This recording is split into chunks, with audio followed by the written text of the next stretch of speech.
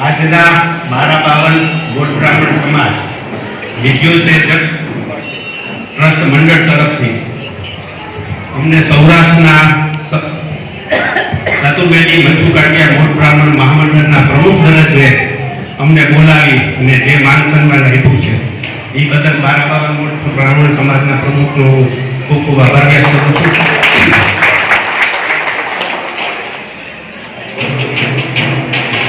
કોઈ પણ કામ તમે ક્યારે કરો છો, આપણા હજી આજની તારીખે ઋષિમુનિઓએ કીધું છે કે તમે કોઈ પણ કામ કરતા હો ત્યારે આપણે સુકન જોઈ, દિવસ જોઈ અને કોઈ પણ શુભ કાર્ય કરતા હોય છે. આજનો તમે સહયોગ જુઓ તો ટ્રસ્ટનું નામ છે વિદ્યોતેજક મંડળ ટ્રસ્ટ. તો શું કરે છે કે જે વિદ્યામાં ખૂબ આગળ લોકો વધ્યા છે એનું સન્માન કરે છે. અને ઈ પણ ક્યાં દિવસે કે આજે વસંત પંચમીના દિવસે આ જે દિવસોનો સંયોગ ભાઈ તમે રાજેન્દ્રભાઈ લીધો છે એટલે એમાં આજના જે બાળકોને ઇનામ મળવાનું છે એ ખૂબ આગળ વધે અને ખૂબ પ્રગતિ કરે એટલે અમે માં સરસ્વતીની અને કૃપા દ્રષ્ટિના આશીર્વાદ સંપન્ન થાય એવી અમે અહીંથી સમસ્ત મૂળ બ્રાહ્મણ સમાજ વતી એને આજ્ઞા કરી છે. સરસ્વતી સન્માન થતા તમે ઘણા જોયા હશે. સરસ્વતી સન્માન શા માટે થાય છે? તમે કોઈ જોયું કે ભાઈ આની પાસે પુષ્કળ પૈસા છે ને આનું લક્ષ્મી સન્માન કર્યું હોય? લક્ષ્મીનું સન્માન કોઈ દિવસ નહીં થાય. હા, ઈ સારા કામ માટે આપે તો ચોક્કસ થાય, પણ ઈ કરોડપતિ છે એટલા માટે એનું સન્માન થયું હોય લક્ષ્મીનું એવું તમને ક્યાંય જોવા નહીં મળે. હંમેશા સરસ્વતીનું જ સન્માન થાય છે. તો શા માટે? તો સરસ્વતીનું સન્માન એટલા માટે થાય છે કે તમે જેમ કોકને આપો છો ને એમ ઈ વધે છે. આજે આપણા શિક્ષકો હોય છે એની પાસે વિદ્યા છે તો એ 30 જણાને આપે છે, તો શિક્ષક કે ઈ જેને વિદ્યા આપે છે એની પાસે તો એમને જ રહે છે, પણ બીજા 30 જણા પાસે જાય છે અને પછી ઈ બીજા 30 જણાને આપે છે. તો વિદ્યા અને સરસ્વતી એવી વસ્તુ છે જે આપવાથી વધે છે, માટે એનું સન્માન થાય છે. કે સરસ્વતી સન્માન, લક્ષ્મી સન્માનમાં શું થાય કે તમે કોઈને મારે 5000 રૂપિયા છે હું કોઈને આપી દઉં તો હું ખાલી થઈ ગયો, એની પાસે 5000 આવ્યા. તમે એના પછી કોઈને 5000 આપી દો તો એ ખાલી થઈ ગયો એની પાસેથી. એ વસ્તુ આપવાથી તમે સૂર્ય અવકાશ થઈ જાવ છો કે તમારી પાસે રહેતું નથી, એટલા માટે લક્ષ્મીનું સન્માન નથી થતું. અને સરસ્વતી છે એ આપવાથી વધે છે એટલા માટે સરસ્વતીનું સન્માન થાય છે. અને બીજું ખાસ મિત્રો કે સરસ્વતી હશે ને તો લક્ષ્મી 100% આવશે, પણ જેની પાસે લક્ષ્મી હશે ને એને સરસ્વતી આવશે એનો કોઈ બંધન નથી કે ભાઈ એને બુદ્ધિ આવે, સંસ્કાર આવે કે સર્વોપરિતા આવે. એનું કોઈ દિવસ લક્ષ્મી હોય એની પાસે સરસ્વતી આવવાની સંભાવના બહુ ઓછી છે, પણ સરસ્વતી હશે એની પાસે 100% લક્ષ્મી આવશે. એટલા માટે આપણે જે આજે બાળકોને ઇનામ મળે છે એને ખાસ કહીએ કે છોકરાઓ 25 વર્ષ સુધી જે આપણા ઋષિમુનિઓએ આશ્રમ વ્યવસ્થા રાખી છે, તમે અત્યારે બહુ ખરાબ માધ્યમ ચાલી રહ્યું છે જે આ સોશિયલ મીડિયાનું ને મા-બાપ તમારી ફી પૂરી કરી શકે છે. તો તમે 25 વર્ષ સુધી તમે અભ્યાસ કરો અને બાકીની આખી જિંદગી નિરાતે તમે જોઈ શકો છો કે જેને અભ્યાસ કર્યો છે એ લોકો બાકીની જિંદગી આરામથી કાઢી શકે છે.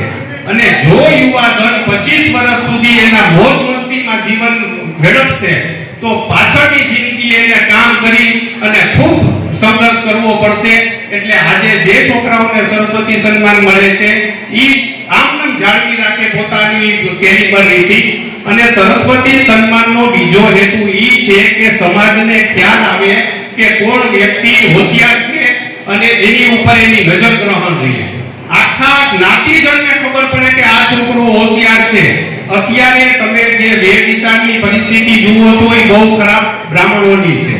તમારા દીકરાઓને વર્ષમાં કમસે કમ 3 વખત જ્ઞાતિના પ્રોગ્રામમાં લઈ આવો.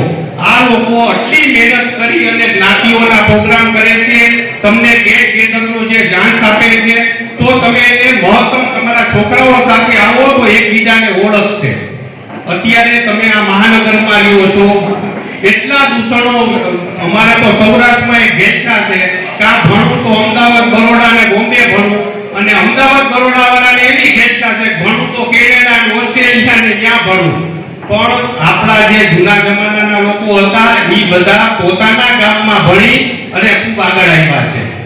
અને મોટા સિટીમાં ભણવાથી દીકરાઓનું, અમે તો અમદાવાદનું છાપામાં વાંચીએ કે કરોડો રૂપિયાના ડ્રગ્સ ને આ પકડાય છે.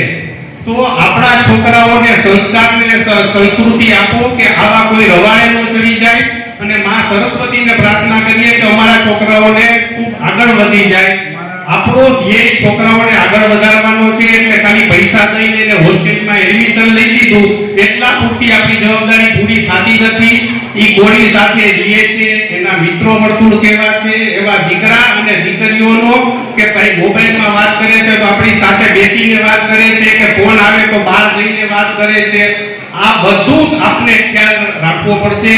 અને વેશભૂષાની જે અત્યારે પરિસ્થિતિ છે એમાં આપણે સર્વશિરોમણીર છીએ. બ્રાહ્મણોએ ધ્યાન રાખવું પડશે. આપણા દીકરા દીકરીઓને બ્રાહ્મણ કુળમાં પરણાવીએ એવી આપણે ખાસ અભિલાષા કરવી પડશે. બીજું, આજે રાજેન્દ્રભાઈ તમને ખુશી થશે કે આજે અમે એક નવી સમસ્ત મોઢ બ્રાહ્મણ સમાજ, અમારું જે ચતુર્વેદી મચ્છુ ગાંઠિયા મોઢ બ્રાહ્મણ સમાજ ચાલે છે એમાં 18 મંડળ ચાલે છે. અને આજના દિવસે અમે આજથી સરસ્વતી સંકલ્પ યોજના 18 મંડળે શરૂ કરી છે. ઈ સરસ્વતી સંકલ્પ યોજનામાં અમારે દરેક મંડળે 10 લાખ રૂપિયા ભેગો કરવાનો. એટલે અમારા 18 મંડળ છે, દરેક મંડળ 10 લાખ રૂપિયા ભેગા કરશે. આ એક એક મનમાં સંકલ્પ લઈને આવ્યો હતો. અને ત્યાં આજે આ ભાઈએ વાત કરી કે સરસ્વતી સંકલ્પ યોજના એ છે કે દરેક મંડળના જે અમારા હોદ્દેદારો હોય છે એ આખા વર્ષમાં 5,000 રૂપિયા આપે છે. અને સરસ્વતી સંકલ્પ યોજનામાં અમે 10 લાખનું ભંડોળ ઓછામાં ઓછું ભેગું કરવું અને એના વ્યાજમાંથી દીકરા દીકરીઓને કમસે કમ એક ટર્મની ફી પૂરી થાય એટલી વ્યવસ્થા કરી આપવી એવો અમે નિર્ધાર આજના દિવસે કર્યો છે.